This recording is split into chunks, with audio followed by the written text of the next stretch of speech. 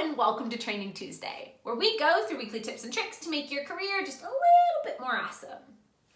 This week, we are talking about the difference between influence and control, because unfortunately, these are some of those things that people get very confused about pretty often.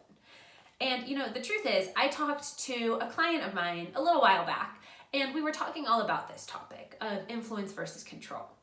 Because for her, she was sharing with me how she felt this kind of unspoken responsibility on behalf of the company to influence people, to make them believe in the stuff that she believed in, to not only get them on board with her projects, but just in general stuff with, get them on board with the company as a whole.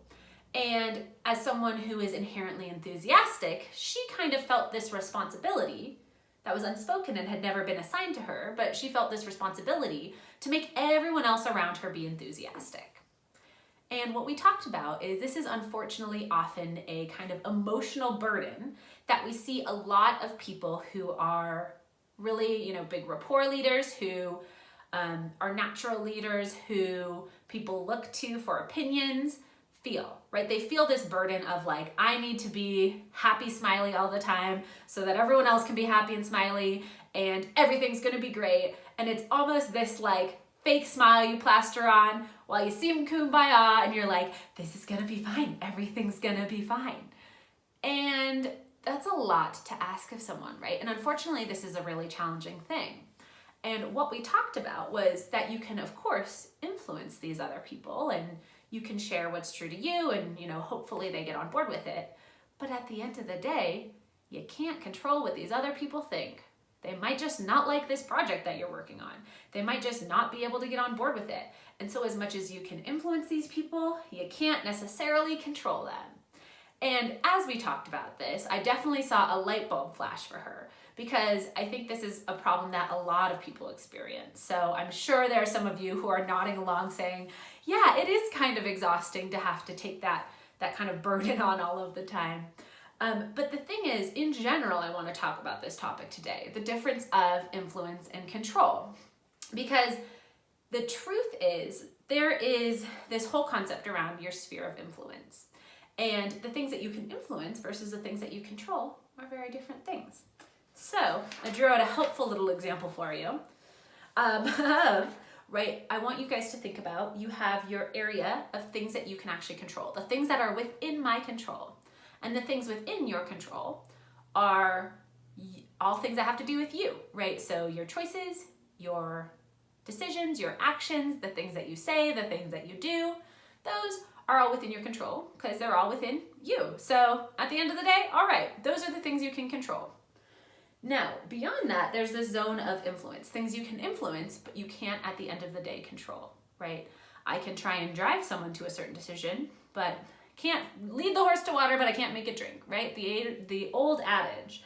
And so imagine you have a coworker here named Kelly, right? This is the thing that was coming up for my client of, Kelly doesn't feel that far out of my sphere of control. And she doesn't feel that far outside of myself and the things that I can influence. So it's almost as if I can just kind of reach over into that zone and say, hey, Kelly, you should feel this way. But at the end of the day, we have to remember that Kelly has her own sphere of control. She has her own things that she can control, which are herself. And as much as we think we're just so close that we can almost reach it, we can't at the end of the day make other people do anything other than they want to. That's just the facts of life, right? So you have your control, you have your influence, and then outside of it, of course, you have the area that you can't control at all. And I just like to give this illustration because I think it's a really helpful reminder of the fact that your area of the things you can actually control don't extend outside of that, right? You can influence things outside of that, but at the end of the day, you can't control them, period, end of sentence. That's kind of just the truth. And so I wanted to share that with you today because I think at the end of the day, what we want to be able to do is have you influence the things that you can and know the things that you can't, right? We want you to be able to control yourself, control the things that you can control, be smart enough to know what you can influence but not control, and be really smart enough to know what are the things that you don't have any impact on at all, right? And so we want you to be able to draw those lines because otherwise you're going to end up feeling exactly like my client did, burned out and frustrated and wishing you could impact this thing that you just can't. And so in order to do that, right, you need to remember where those lines are drawn. And that is my tip for you this week. I want each of you to think about, have I been trying to control something that I ought to be influencing, right? So have I been trying to control outside of my zone of control? If so, how? And how can I step back into remembering what I can control and what I can influence and being wise enough to say, well, I'm trying my best to influence it, but it's just not happening, right? So I really want you to think about that this week. That is your tip. I want you to begin there. And of course, if this is a larger thing that keeps happening for you, I always like to caveat that there may be some sort of larger pressure that you're feeling in order to be the fixer, right? You might feel like this is a task you have to take on.